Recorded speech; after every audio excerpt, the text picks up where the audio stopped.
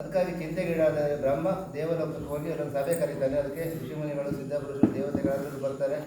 ಅಲ್ಲಿ ವಿಷಯವನ್ನು ಪ್ರಸ್ತಾಪಿಸಿದಾಗ ಋಷಿಮುನಿಗಳೆಲ್ಲ ಚಿಂತನೆ ಮಾಡಿ ನೋಡೋರಿಗೆ ಗೊತ್ತಾಗ್ತಿರುತ್ತೆ, ಭೂಮಿಯಲ್ಲಿ ಪುರುಷ ಶಕ್ತಿ ಕಡಿಮೆಯಾಗಿದೆ. ಪುರುಷ ಶಕ್ತಿ ಕಡಿಮೆ ಆದ ದೆಸೆಯಿಂದ ಬ್ರಹ್ಮನ ಸೃಷ್ಟಿ ನಡೀತಾ ಇಲ್ಲ ಅಂತೇಳಿ ಅದಕ್ಕಾಗಿ ಏನೋ ಉಪಾಯವನ್ನು ಹೇಳಿರ್ತಾರೆ. ಆದಿಪುರುಷನಾದ ಈಶ್ವರ ಭೂಮಿಯಲ್ಲಿ ಬಂದು ನೆಲೆಯಾದರೆ ಪುರುಷ ಶಕ್ತಿ ವೃದ್ಧಿಯಾಗಿ ಬ್ರಹ್ಮನ ಸೃಷ್ಟಿ ನಿರಂತರವಾಗಿ ನಡೀತದೆ ಅಂತ ಗೊತ್ತಾಗ್ತದೆ ಅವರಿಗೆ.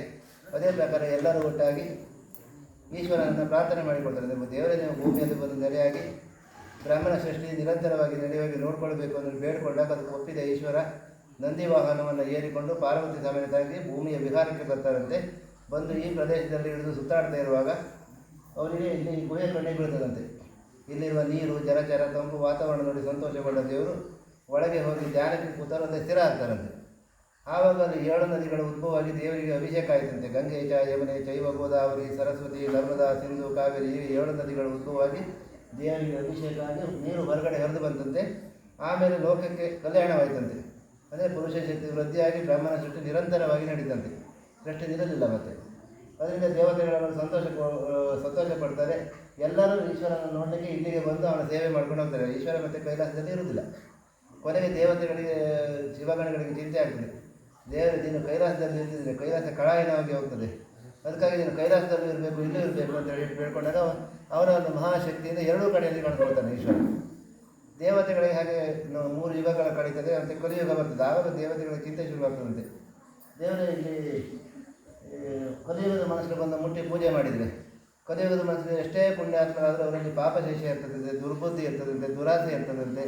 ಅವರೇನಾದರೂ ಆ ಲಿಂಗವನ್ನು ಮುಟ್ಟಿ ಅಪವಿತ್ರವಾದರೆ ಬ್ರಾಹ್ಮಣ ಸೃಷ್ಟಿ ನಿಂತು ಹೋಗ್ಬೋದಂತೆ ಅಥವಾ ಪ್ರಳಯ ಆಗ್ಬೋದಂತೆ. ಅದಕ್ಕಾಗಿ ದೇವತೆಗಳು ಏನು ಮಾಡ್ತಾರೆ ಅಂದರೆ ಒಂದೊಂದು ಕಲ್ಲನ್ನು ಬೆಳೆಸಿ ಆ ಮೂಲ ಲಿಂಗವನ್ನು ಅಗೋಚರ ಸ್ಥಿತಿಯಲ್ಲಿ ಇಡ್ತಾರೆ. ಅದು ಹೊರಗಡೆ ಜನರ ಕಣ್ಣಿಗೆ ಕಾಣಿಸೋದಿಲ್ಲ. ಆ ನೀರು ಮಾತ್ರ ಹೊರಗಡೆ ಹರಿದು ಬರ್ತದೆ. ಹೊರಗಡೆ ಒಂದು ಲಿಂಗವನ್ನು ಸ್ಥಾಪನೆ ಮಾಡ್ತಾರೆ ದೇವತೆಗಳು. ಈ ಲಿಂಗವನ್ನು ಕಲಿಯುವುದು ಮನಸ್ಸು ಮುಟ್ಟಿ ಪೂಜೆ ಮಾಡಲಿ ಮತ್ತು ಒಳಗಿರುವ ಮೂಲ ಲಿಂಗವನ್ನು ಮುಟ್ಟಿ ಪೂಜೆ ಮಾಡಲಿಕ್ಕೆ ಫಲ ಸಿಗಲಿ ಅಂತೇಳಿ ಆಶೀರ್ವಾದ ಮಾಡ್ತಾರೆ. ಮತ್ತು ಒಳಗೆ ಅಭಿಷೇಕ ಆದ ನೀರೇ ಈ ಲಿಂಗದ ಮೇಲೆ ಹೊರದು ಬಂದು ಅಭಿಷೇಕ ಆಗಿ ಹೊರಗಡೆ ಬರ್ತದೆ. ಸೂರ್ಯಾಸ್ತ ಆಗುವಾಗ ಸೂರ್ಯಕಿರಣ ಈ ಲಿಂಗಕ್ಕೆ ಬೀಳುತ್ತದೆ. ಅದು ಸೂರ್ಯದೇವನೇ ಆರತಿ ಮಾಡೋದಂತೆ. ಹಾಗಂತೇಳಿ ಪ್ರತಿ ದಿನ ಮತ್ತು ಲಿಂಗಕ್ಕೆ ಬೆಳಕು ಬೀಳುತ್ತದೆ. ಪ್ರಕೃತಿಯ ಪೂಜೆ ಮಾಡೋದಂತೆ, ಮನುಷ್ಯರ ಪೂಜೆ ಬೇಕಿಲ್ಲಂತೆ. ಬೇಕಿದ್ದರೆ ಮಾಡ್ಬೋದಂತೆ. ಒಂದು ವೇಳೆ ಇದು ಈ ಲಿಂಗ ಅಶುದ್ಧ ಆದರೆ ಶುದ್ಧ ಮಾಡ್ಕೊಳ್ಬೋದಂತೆ. ಹಾಗಂತೇಳಿ ಸ್ಕಂದ ಪುರಾಣದ ಸಹ್ಯಾದ್ರಿ ಕಡದಲ್ಲಿ ಉಲ್ಲೇಖ ಉಂಟು ದೇವಸ್ಥಾನದ್ದು. ಕಡೆಗೆ ಅದು ಪುರಾಣ ಆಯಿತು. ಕಡೆಗೆ ಇತಿಹಾಸ ಉಂಟು. ಇಲ್ಲಿ ದೇವರು ನೆಲೆಯಾದ ಕೂಡ 2 ಸರ್ಪಗಳು ಕಷ್ಟಕ್ಕೀಡಾಗಿ ನನಗೆ ರಕ್ಷಣೆ ಕೊಡು ಅಂತೇಳಿ ಬಂದರಂತೆ. ಆವಾಗ ದೇವರು ಹೇಳ್ತಾರಂತೆ, ನಿಮ್ಮಲ್ಲೇ ನೆಲೆಯಾಗಿರಿ ಗುಹೆ ಒಳಗಡೆ, ಈ ಪವಿತ್ರ ಜಲವನ್ನು ರಕ್ಷಣೆ ಮಾಡ್ಕೊಂಡಿರಿ, ನಿಮ್ಮಿಂದಾಗಿ ಇದು ಪವಿತ್ರ ತೀರ್ಥ ಆಗಲಿ ಅಂದರೆ ಆಶೀರ್ವಾದ ಮಾಡ್ತಾರಂತೆ. ಅದಕ್ಕಾಗಿ 2 ನಾಗಶಿರ ನೀರಿನ ಒಳಗಡೆ ಪ್ರತಿಷ್ಠಾಪನೆ ಆಗಿದೆ. ಮತ್ತು ಇಲ್ಲಿ ಏನಾದರೂ ಮೈಲಿಗೆ ಆಗುವ ಸಾಧ್ಯತೆಗಳಿದ್ದರೆ ಅಥವಾ ಮೈಲಿಗೆ ಆದರೆ ಸರ್ಪಗಳು ಬರ್ತದೆ. ಎಲ್ಲ ಕಡೆಯಲ್ಲಿ ಮೈಲಿಗೆ ಆಗಲೇ ಬರೋದಲ್ಲ, ಇಲ್ಲಿ ಮೈಲಿಗೆ ಆಗಬೇಕಿದ್ರೆ ಬರ್ತದೆ. ಯಾರಾದರೂ ಸೂತಕದವರು ರಜೆ ಆದವರು ಒಳಗೆ ಬಂದರೆ ಅವ್ರಿಗೆ ಹಾವು ಕಾಣಿಸ್ಕೊಳ್ತದೆ. ಬಟ್ರೆ ಇಲ್ಲಿ ಹಾವಿದ್ದಲ್ಲಿ ಕೂಗ್ತಾರೆ, ಫಸ್ಟ್ ನೀವು ಹೊರಗೆ ಹೋಗಿ ಅಂತೇಳಿ ಹೇಳೋದು ನಾವು. ಯಾರಿಗೆ ಕಾಣಿಸ್ಕೊಂಡಿದೆ ಅವರೇ ಮೈಲಿಗೆ ಕಾರಣ, ಅವ್ರ ಹತ್ರ ಹೊರಗೆ ಹೋಗಿ ಅಂತೇಳಿ ಹೇಳೋದು ನಾವು. ಮತ್ತೆ ಸರಿಯಾಗಿ ಮೈಲಿಗೆ ಆಗಲಿಕ್ಕೆ ಬಿಡೋದಿಲ್ಲ. ಹಾಗಂದ್ರೆ ನಾವು ನೋಡಿದ್ದು ದೃಷ್ಟಾಂತಗಳು.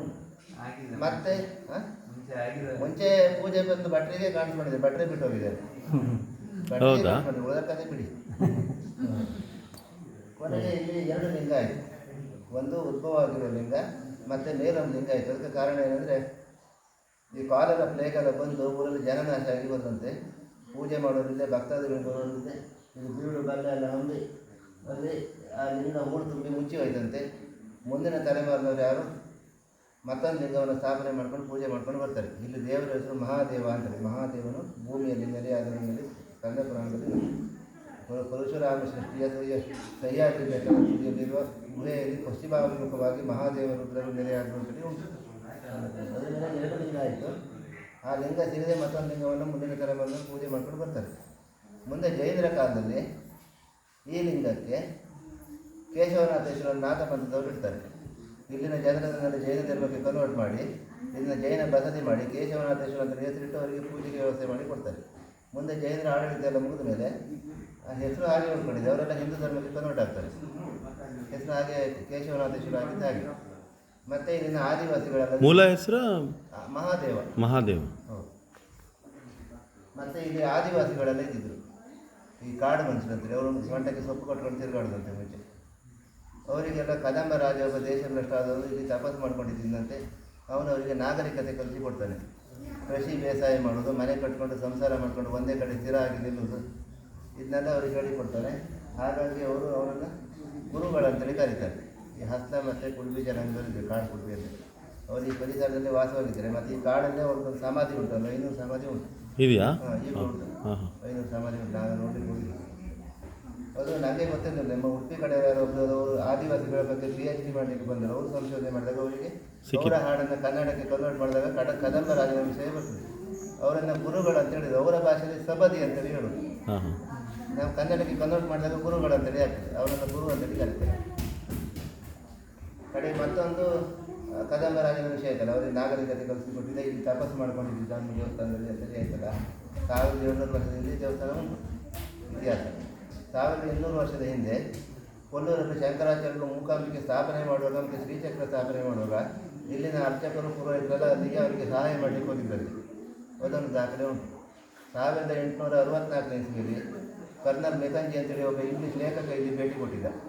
ಅದು ಮಂಗಳೂರಿನ ಹಳೆ DC ಆಫೀಸಲ್ಲಿ ಅವರ ಡೈರಿಯಲ್ಲಿ ಬರೆದಾಗಿದ್ದು ಡೈರಿ ಸಿಕ್ಕಿತ್ತು.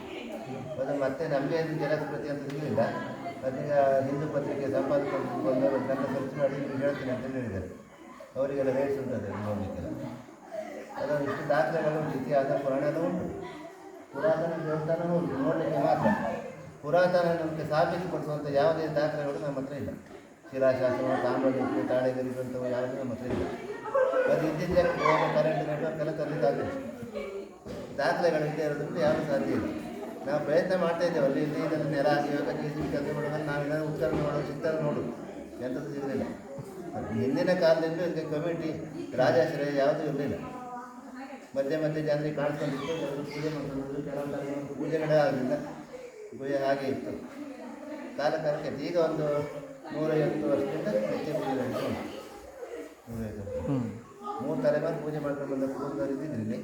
ಅದು ಕ್ರಮೇಣ ತೊಂದರೆ ಆಯಿತು ಬಿಟ್ಟರು. ಇಲ್ಲಿ ಕಮಿಟಿ ಎಲ್ಲ ಮಾಡಲಿಕ್ಕಿಲ್ಲ, ಧರ್ಮದರ್ಶಿಗಳಾಗಲಿಕ್ಕಿಲ್ಲ. ಯಾಕಂದರೆ ನ್ಯಾಚುರಲ್ ದೇವಸ್ಥಾನ, ಕಟ್ಟಡ ಬಿದ್ದು ಹೋಗೋದಿಲ್ಲ.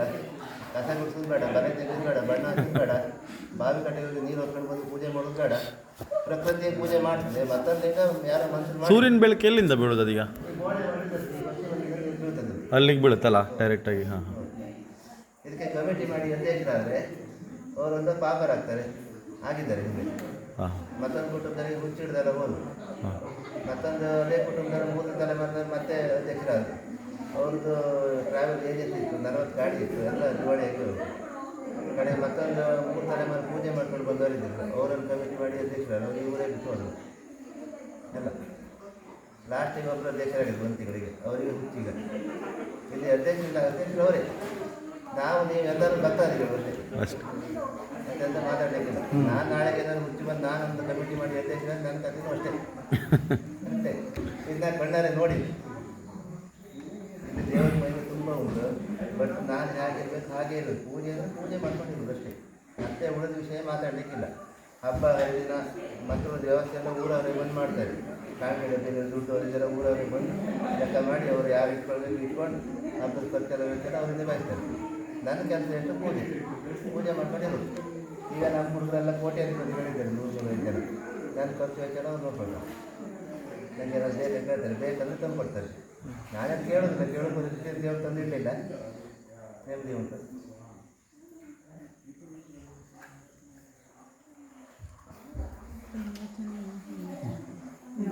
ಕ್ಷೇತ್ರಕ್ಕೆ ತುಂಬ ಜನ ಬರ್ತಾರೆ, ಅದ್ರ ಬಗ್ಗೆ ಕೇಳೋರು ತುಂಬ ಕಡಿಮೆ ಜನ.